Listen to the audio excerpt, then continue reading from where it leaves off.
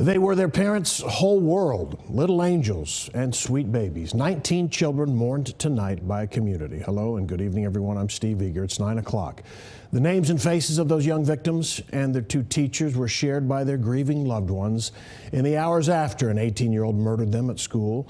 Every victim has now been identified by authorities, and investigators still don't know why the gunman opened fire inside Robb Elementary School in Uvalde, outside San Antonio. They're learning more about his actions before the shooting. We'll have more on that in a moment.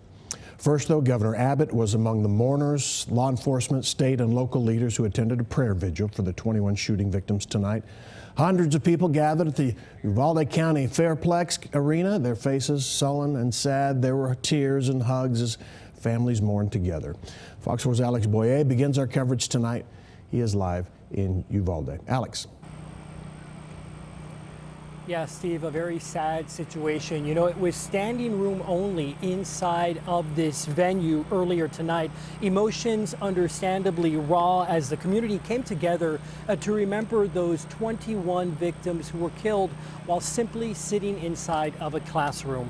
Now, when we entered the Uvalde County Fairplex, we ran into a woman and her young daughter. Now, the mom said she didn't want to talk on camera, but told me her daughter went to school with many of the victims, so she wanted to make a sign with their names along with the two teachers who died. We also saw about a half dozen therapy dogs that were on hand for anyone who needed comforting.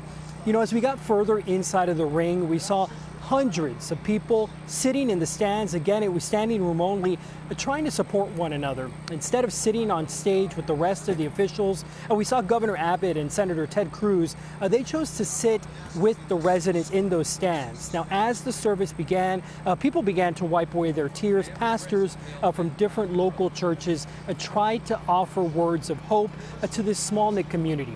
Now, they asked that we not talk to folks during the prayer service. I spoke to two women outside beforehand. We're all here for them. We're all coming together, sharing support, love, you know, doing everything that we can.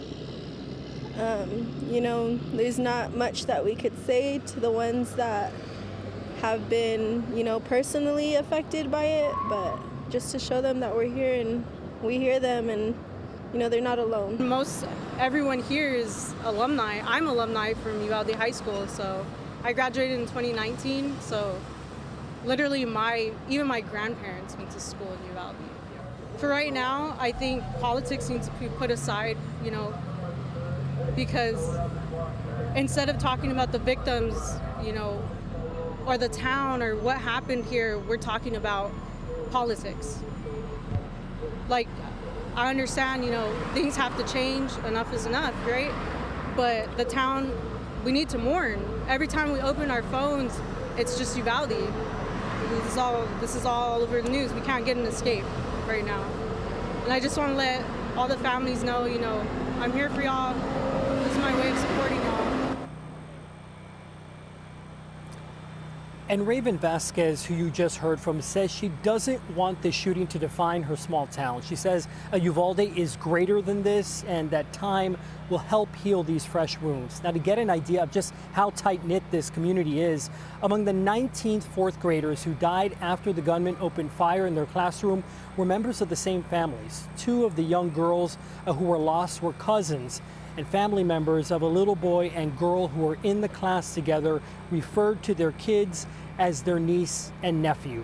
And as I was leaving tonight, I was struck by a man who I saw in tears. He was being consoled and practically being held up by two DPS troopers. The troopers, I noticed, had tears in their eyes as well.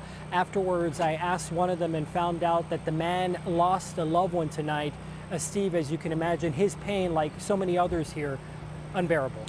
All right, Alex, I have a question. You interviewed Raven Vasquez. That was the last interview, the young woman talking, and she talked about not wanting to have politics enter this yet. Is that kind of a universal feeling down there at this point?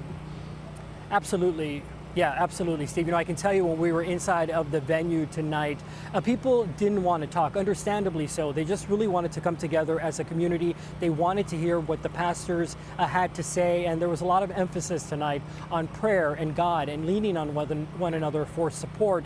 And politics, they wanted to leave outside, at least for tonight. They referenced, or the pastor recognized, that these are hard conversations that we're going to have, but that needs to happen sometime down the road.